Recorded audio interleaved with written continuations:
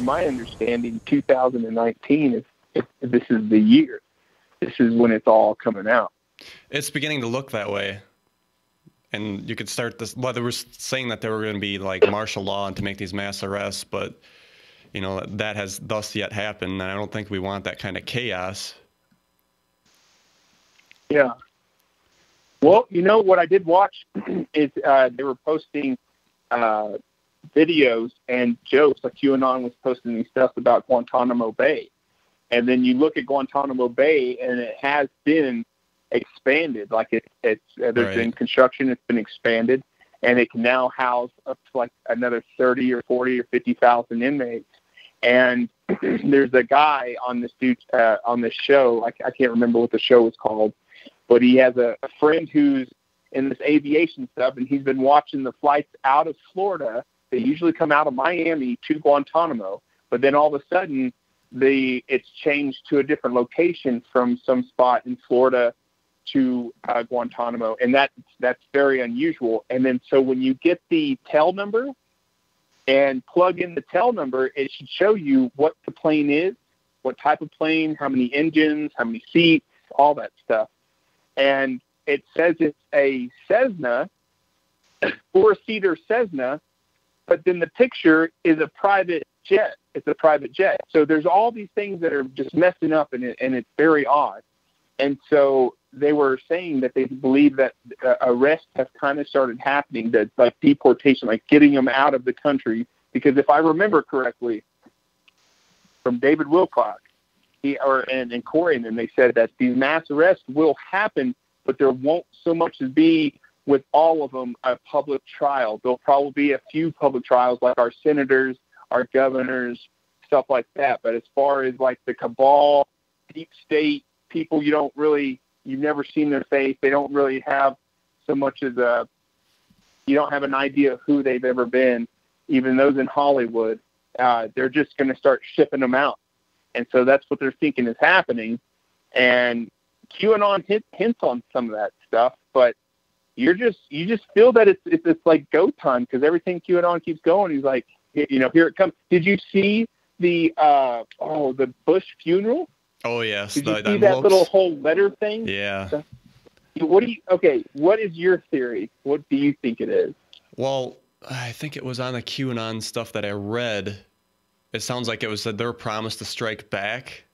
So what was written, because you could just see that disgust in Jeb Bush's face. I mean, he's sitting there, he's got his hand on his heart, watching his dad go out in the casket. And then just the disgust when Laura Bush shows him that note is like, oh my God, there was something on there. I want to know what it was. But you know, it would be cool though, if you think about it, because I try to really picture what's a way to make sure everybody gets the freaking hint that it's over.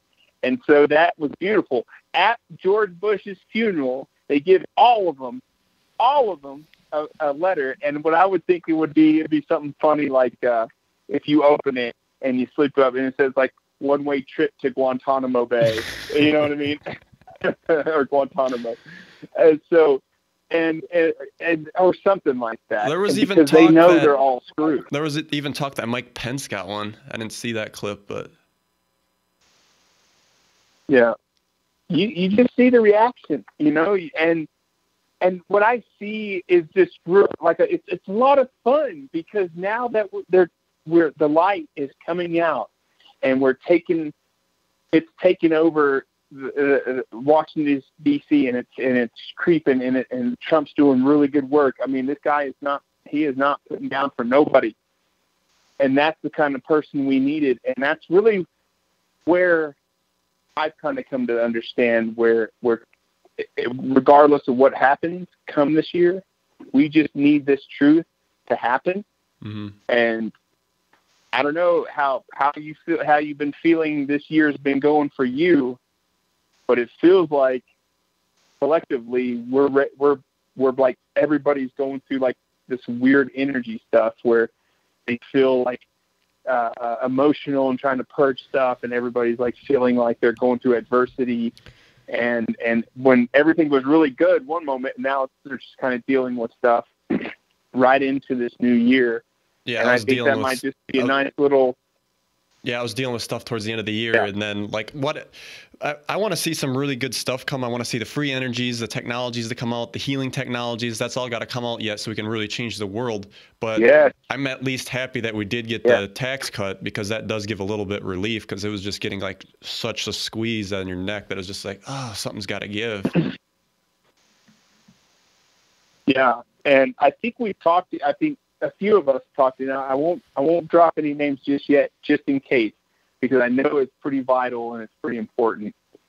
But our closest friend in our group, that person knows somebody who definitely works for an amazing company, but he's also working on something so incredible. And this stuff, he's shown me videos of this, and it is, I mean, I've never seen anything in my life.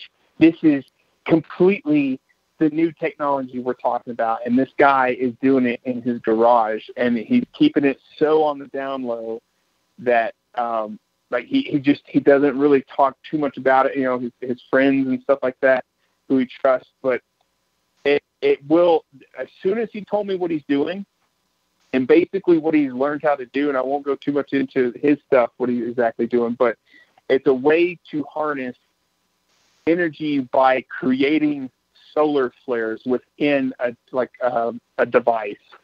But it's just incredible. And he is so intelligent, dude. This guy is next level intelligent.